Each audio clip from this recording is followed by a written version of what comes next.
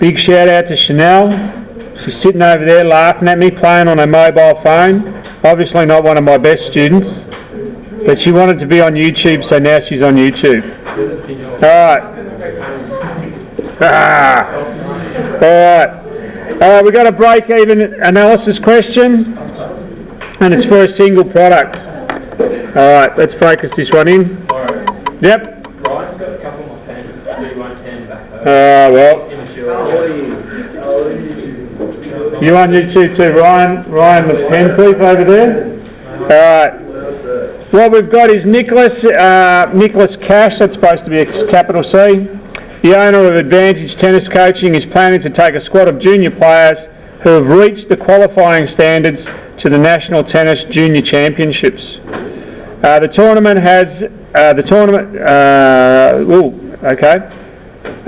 tournament in a bus that seats 48 people from Brisbane, and the ATC will engage in an additional coach to support the athletes during the tournament. In recognition of achieving squad selection criteria, the ATC will award each player with a kit bag embossed with the event in their name, and lunches will be provided. And we've been given a little bit of information here in relation to the revenues and the costs that are to be associated with going down to this tournament. Alright, so what we've got is now, the very first thing we've got to do is calculate the contribution margin per unit.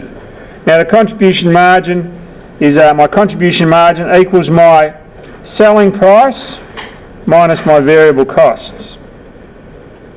Alright, now so we need to now determine which ones are my selling prices and my variable costs, and the very first one is a selling price. It's $150 per player, which is a participation charge. The next one is my nomination fee, which will be a variable cost, because the more tennis players I have, the more that cost will be. We've got embossed kit, it's $35 per player, so it's a variable cost. I've got lunches and sports drinks, which will be variable costs. And we've got a support coach for the week, it's $1,200. There you go.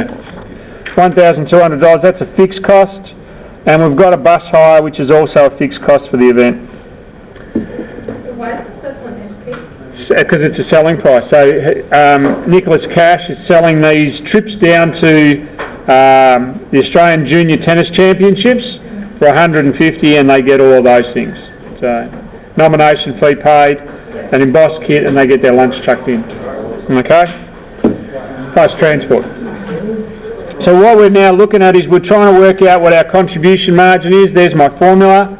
My selling price is $150 per unit, minus my variable costs, which are $25, $35, and $30. So that gives me $60 as a contribution margin per unit. So that's the first thing I need to work out. Then I need to work out what my break-even point is in units. So how many people do I have to put on this bus in order to cover all my costs? So now the formula for break-even in units equals my fixed costs minus divided by my contribution margin. You two, you want to have a...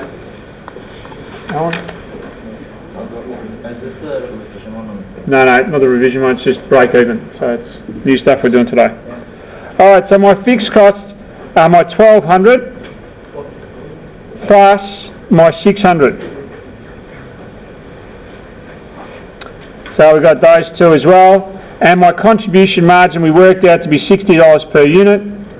So that gives me, that's $1,800, so that gives me 30 players is what I need to put on that bus in order to cover my costs, or what we call break even, so my break even in units.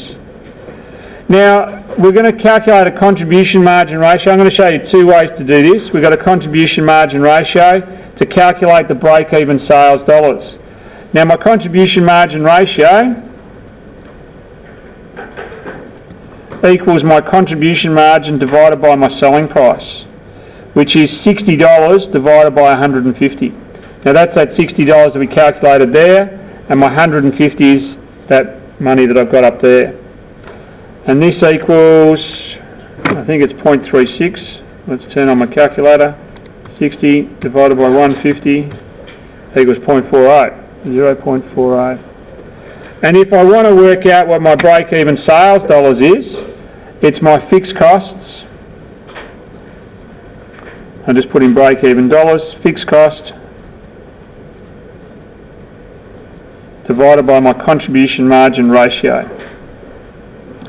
which is, we know our fixed costs are 1,800, being the 1,200 and the 600. Don't know it? Okay.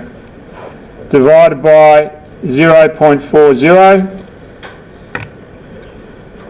1800, divided by 4 is 4,500 sales dollars.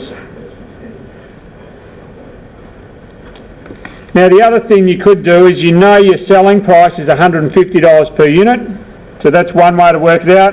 Option number 2 is just do selling price times break-even units,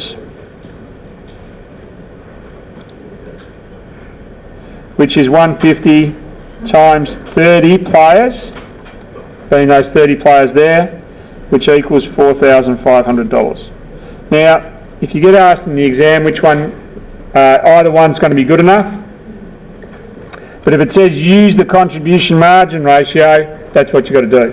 You've got to use the contribution margin ratio. Alright, let's have a look at how we can use this information now to do some further calculations. Alright, so we want now, the ATC wants to make a $600 profit for the event. How many players will they require? So how many people do I have to put on that bus in order to turn a $600 profit? Now the formula for profit level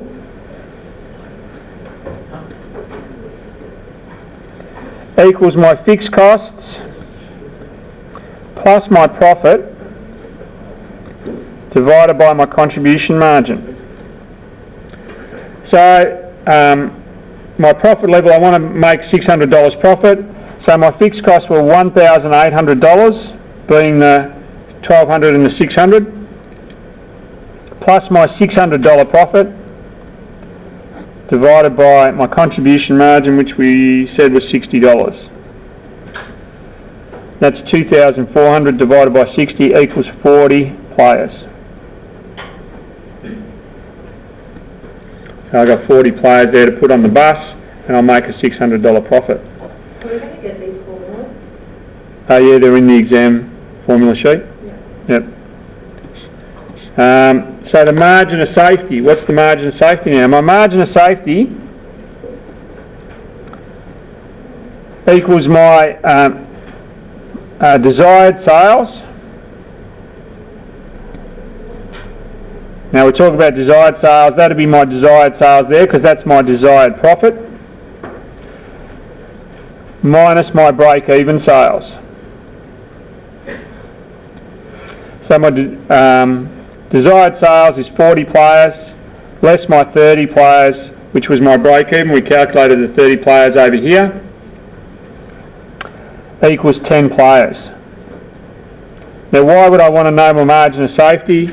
Well, I want to know where I'm going to start making a loss. So and this can help satisfy, is this a risky project or not? How likely am I to get 40 players? If it's not that likely, if it's likely I'm going to get 30 players, because if I get 30 I'll break even, but if I get 29 I'm making a loss. Now, they thought about an alternative plan and thought the players could provide themselves with their own lunches, so the ATC did not want to provide players with lunches. Then the variable cost would reduce down to 60. The variable cost at the moment is 90, being those three there.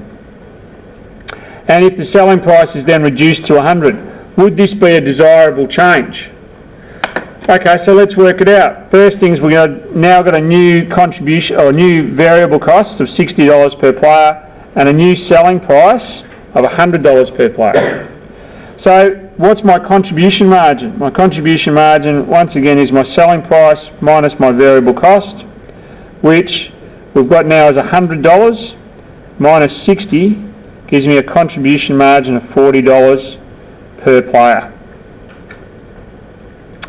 What then is my break-even? My break-even equals my fixed costs, which haven't changed,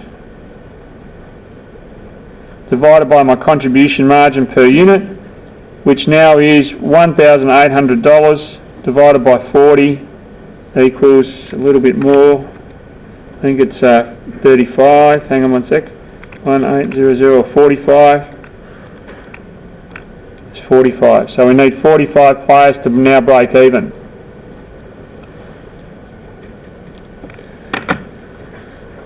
So what does that do? What about my sales dollars? Well, obviously my sales dollars is going to be higher as well. So I've got 100 times 45 players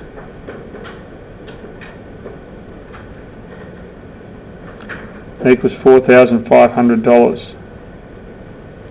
Oh no, hang on. What I really want to do is desired profits.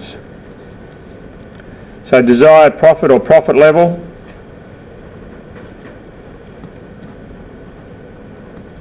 My profit level is my fixed cost plus my profit. So my fixed cost is still $1,800 plus my profit of $600, and I'm dividing that by my contribution margin of 40 equals 60 players.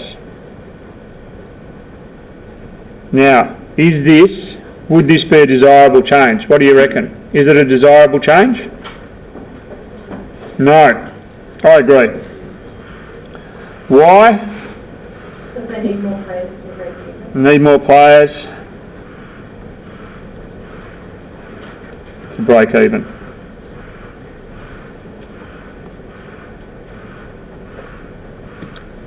Break even. And that's it.